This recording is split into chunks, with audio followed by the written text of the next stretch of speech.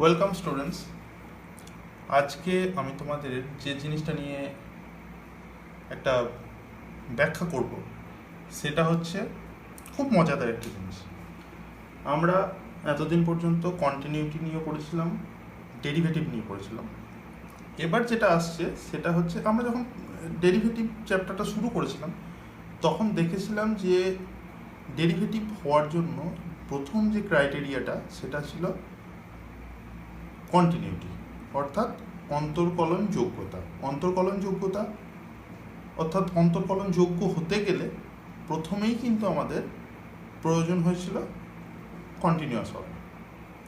আজকে আমরা যেটা পড়বো সেটা হচ্ছে, তাহলে আমাদের মনে তো একটা প্রশ্ন জাগতেই পারে যে কোনো কার্ভ যদি কন্টিনিউয়াস হয় তাহলে কি সেটা সবসময় কি ডিফারেন্সিয়েবল বা অবকলনযোগ্য হবে কি না। এটা কিন্তু একটা প্রশ্ন।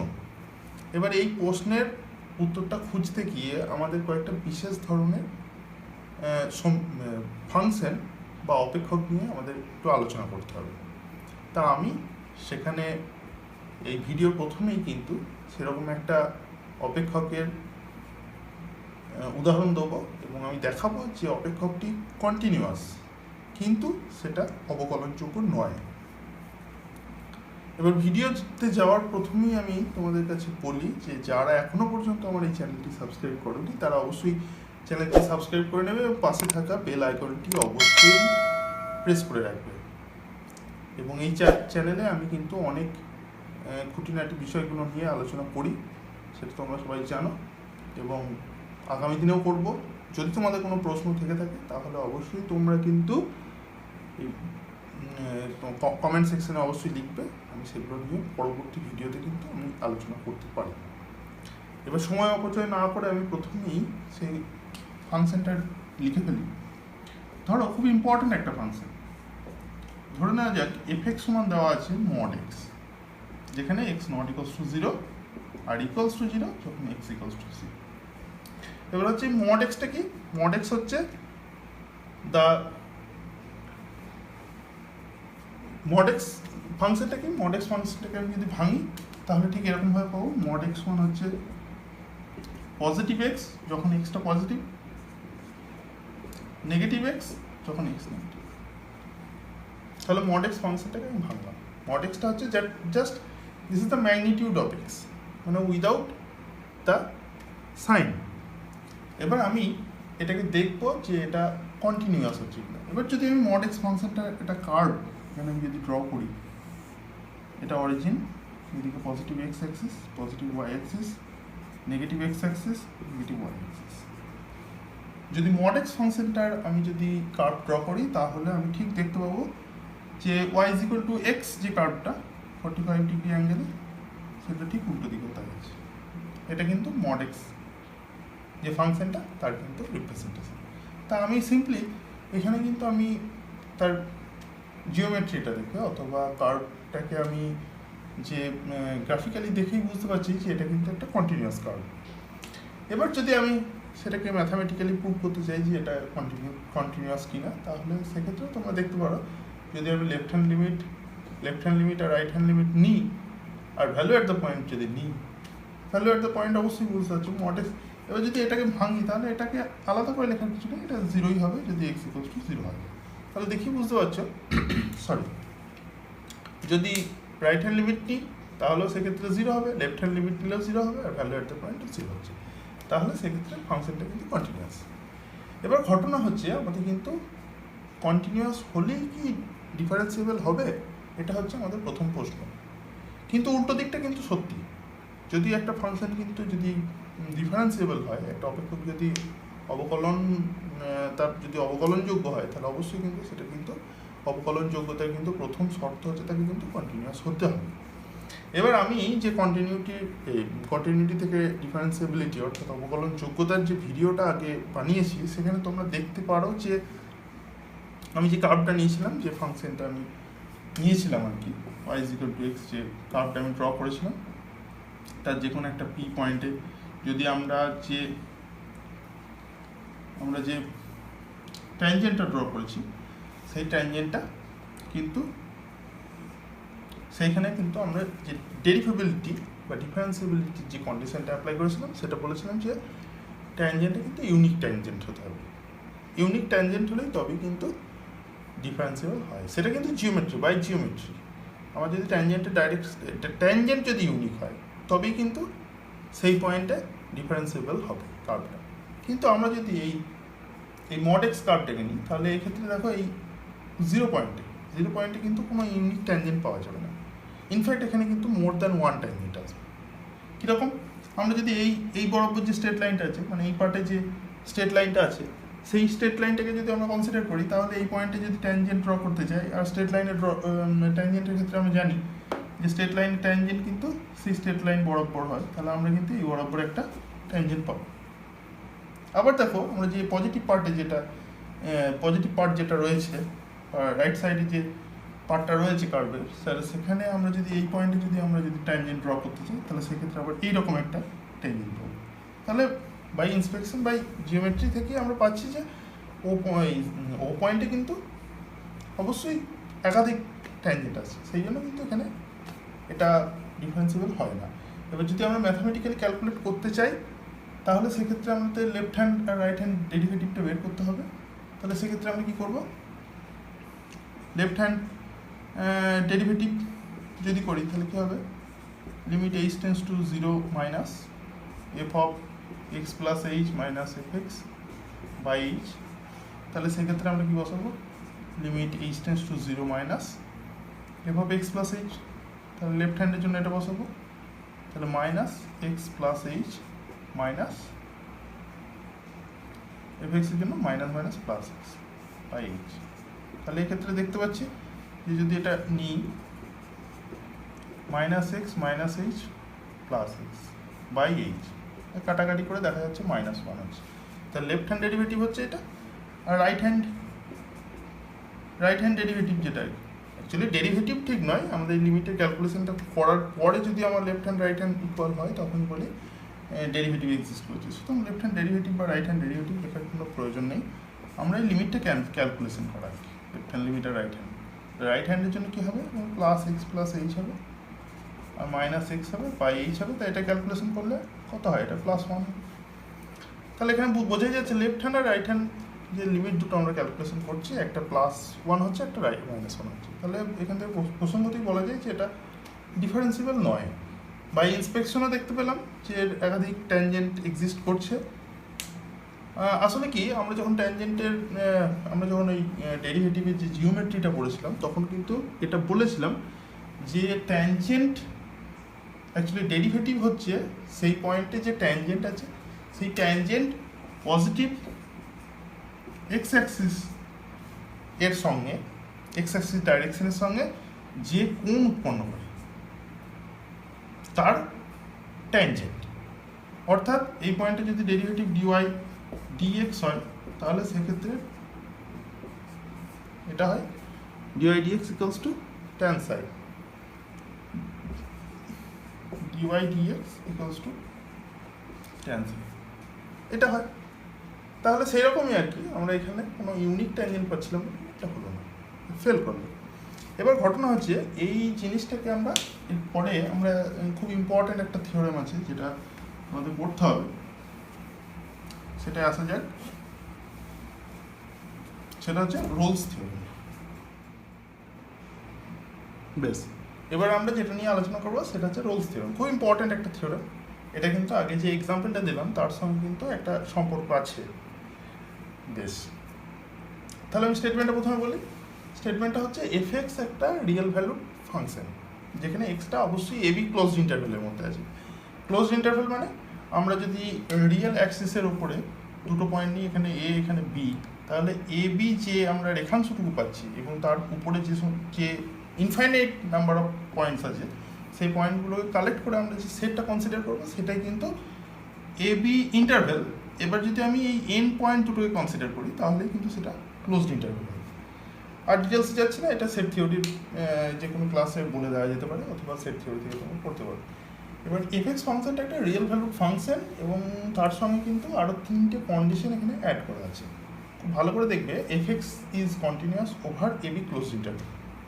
এবি ক্লোজড ইন্টারভেলের মধ্যে কিন্তু এফএক্সটা কন্টিনিউয়াস, আর কি আছে, f x is differentiable over A B open interval. Open interval দেখো এখানে কিন্তু সিম্বলে কিন্তু একটু পার্থক্য আছে, তো ভালো করে খেয়াল করো।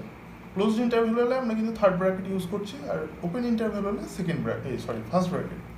ওপেন ইন্টারভেল মানে আমরা সেই সমস্ত পয়েন্টসগুলো নেবো এ বি এই রেখাংশের মধ্যে যারা কিন্তু এ এবং বি এর ভিতরে আছে, অর্থাৎ এ এবং বি যে এন্ড পয়েন্ট দুটো সেইগুলোকে আমরা নেবো না। আর 3 নম্বর কন্ডিশন হচ্ছে f a equals to f b, অর্থাৎ এই এন্ড পয়েন্টে ফাংশনাল ভ্যালু দুটো কিন্তু ইকুয়াল হতে হবে। যদি এই 3টে কন্ডিশন হোল্ড করে, এই 3টে কন্ডিশন যদি হোল্ড করে, তাহলে আমরা যেটা বলতে পারি এই এ বি ওপেন ইন্টারভেলের ভিতরে কোনো একটা সি একটা পয়েন্ট পাবো such that f dash c equals to 0। F dash c, f dash x সমান বলেছিলাম, এফ ড্যাশ এক্স মানে বলেছিলাম যে এফ এক্স ফাংশনের ডেরিভেটিভ, এক্স পয়েন্টের ডেরিভেটিভ।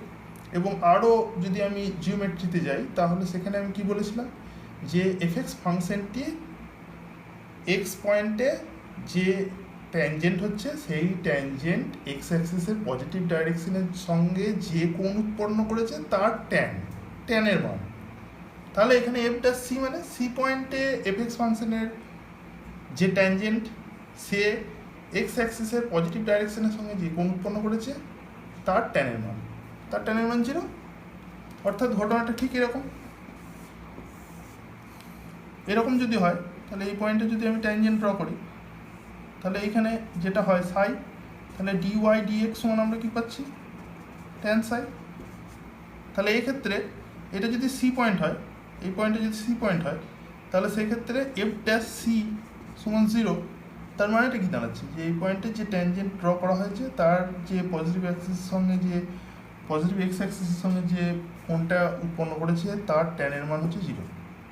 তাহলে এখান থেকে যদি আমরা সিম্পলিফাই করি, তাহলে tan Sai equals to 0, that is tan 0, that is Sai is equal to 0 degree. অর্থাৎ কী দাঁড়াচ্ছে, অর্থাৎ দাঁড়াচ্ছে যে সাই এক্স অ্যাক্সিসের সঙ্গে 0 ডিগ্রি অ্যাঙ্গেল করেছে।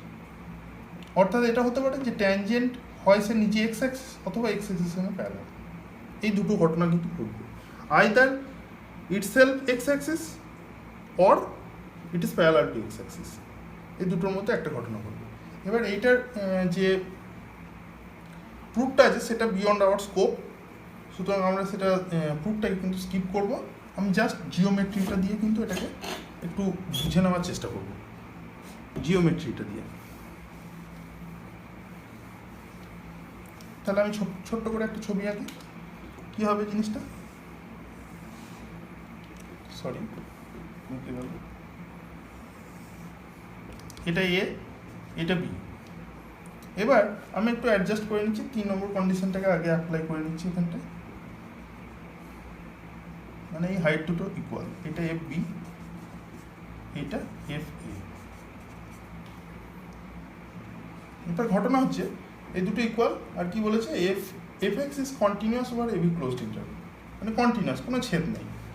আর এফ এক্স ইজ ডিফারেন্সিয়েবল কিন্তু ওই যেমন মড এক্স যে ফাংশনটা ড্র করেছিলাম তার মতো নয়, কিন্তু তার মতো কিন্তু ওই ডেরিভেটিভকে কিন্তু রেসপেক্ট করে না এমন তা নয়, অর্থাৎ প্রতিটা পয়েন্টে ডেরিভেটিভ হবে।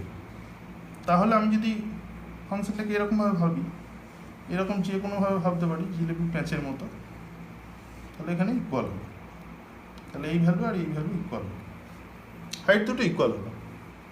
তাহলে সেক্ষেত্রে কী বলতে পারছি, কোনো ছেদ নেই কিন্তু, কোথাও কাট নেই কেন, দিস ইজ কন্টিনিউয়াস। ডিফারেন্সিয়েবল হলে কী হবে, কোথাও কিন্তু আমি কোণ তৈরি করি, কোণ তৈরি করলে কিন্তু সেই জায়গায় ডেরিভেটিভ হবে না, বারবার বলছি, জিওমেট্রি বলছি, ট্যানজেন্ট ইউনিক থাকবে না। এবার তাহলে সেক্ষেত্রে দেখো দেখি আমি অনেক জায়গা পেয়েছি, একটা জায়গা নয় অনেক জায়গা পেয়েছি।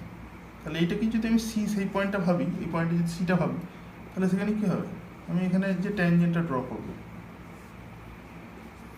সেই ট্যানজেন্টটা দেখো এক্স অ্যাক্সিসের পজিটিভ ডাইরেকশনে প্যারালাল। আবার এখানে একটা পয়েন্ট পাবো, সেখানে যে ট্যানজেন্টটা পাবো সেটাও প্যারালাল হবে, এখানে যেটা পাবো সেখানে যে ট্যানজেন্টটা পাবো সেটাও কিন্তু প্যারালাল। তাহলে এইরকম কিন্তু প্যারালাল জায়গা কিন্তু বহু পাবো, মানে প্যারালাল ট্যানজেন্টের জায়গা কিন্তু বহু পাওয়া যাচ্ছে। আমার দরকার ছিল কিন্তু অ্যাটলিস্ট একটা point, there exist a point, মানে একটা পয়েন্ট দরকার ছিল, কিন্তু এখানে কিন্তু আমরা দেখতে পাচ্ছি বহু অনেক পাওয়া যাচ্ছে। সেটা পাওয়া যেতেই পারে, কোনো অসুবিধা নেই। তা যাই হোক, এখানে কিন্তু জিওমেট্রিক ইন্টারপ্রিটেশনটাই থাকবে এটার কিন্তু কোনো রকম আমরা ক্যালকুলেটিভ কোনো প্রুফে যাব না, সেটা কিন্তু আমাদের বিয়ন্ড আওয়ার সিলেবাস। এবার আমি যদি কোশ্চেন করি যে let fx is the function mod x with x not equals to 0 আর equals to 0 when x equals to 0, তাহলে justify if the Rolle's theorem applicable over fx, fx এর উপরে Rolle's theorem কার্যকর হবে কি না, justify if Rolle's theorem applicable or not।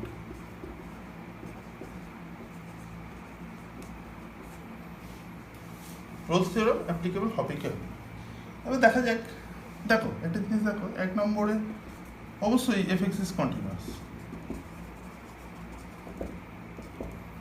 ঠিক আছে। এবার আমাকে যদি পয়েন্টটা বলে দেয়, ও সরি আমার এখানে কিন্তু একটু বলা ভুল হয়েছে, অ্যাপ্লিকেবল অর নট ওভার একটা ইন্টারভ্যাল নিলাম, যেই ইন্টারভ্যালে কিন্তু এই 0 পয়েন্ট আছে, কারণ আমরা ছবিতে দেখেছিলাম যে 0 পয়েন্টেই কিন্তু কার্ডটা এসেছিল, তাহলে আমরা যদি 0 পয়েন্ট কনসিডার করে একটা পয়েন্ট নিই, এই পয়েন্টটা, ঠিক আছে, অথবা এই ক্লোজড ইন্টারভ্যাল নিই, তাহলে সেই ক্ষেত্রে কিন্তু আমরা জাস্টিফাই করবো, কারণ 0 পয়েন্টটাকে নিতে হবে, না হলে কিন্তু 0 ডান দিকে বা বাঁ দিকে যদি নিয়ে নেওয়া হয় তাহলে কিন্তু সেখানে অ্যাপ্লিকেবল হবে, 0 পয়েন্টেই কিন্তু ডিফারেন্সিয়েবলটা হয়নি। এবার দেখা যাক 1 নম্বর কন্ডিশন কিন্তু হোল্ড করছে, fx is continuous over closed interval, আর 3 নম্বর কন্ডিশনটাও হোল্ড করছে, f of -1 সমান 1 সমানই f of +1। কিন্তু আমি কিছুক্ষণ আগেই দেখালাম, but fx is not differentiable at x equals to 0, that is over -1 +1। তাহলে -1 +1 এর মধ্যে কিন্তু fx differentiable নয়, তাহলে কি হলো, this function is does not satisfy the Rolle's theorem, ঠিক আছে। তো এরকম ছোটো ছোটো অনেক এক্সাম্পল থাকবে যেগুলো তোমাদের এইচএস এক্সামে পড়তে পারে, অথবা জয়েন্ট এবং যেগুলো সর্বভারতীয় পরীক্ষা আছে সেখানে ম্যাথামেটিক্সের ক্ষেত্রে এই সমস্ত টপিকগুলো আসতে পারে, ঠিক আছে। আগামী দিনে আরও কয়েকটা এরকম ছোটো ছোটো এক্সাম্পল নেই যেগুলো রোলস থিওরেম অ্যাপ্লিকেবল হবে কি হবে না জাস্টিফাই করতে দেওয়া আছে, সে নিয়ে আমরা আলোচনা করব। আপাতত ভিডিওটা অনেকটা লেন্দি হয়েছে, এই পর্যন্তই থাক। ভিডিওটি দেখার জন্য ধন্যবাদ। যারা এখনও আমার চ্যানেলটি সাবস্ক্রাইব করনি তারা অবশ্যই সাবস্ক্রাইব করো এবং পাশে থাকা যে ঘন্টাটা আছে ওটা কিন্তু প্রেস করে রাখো। Thank you.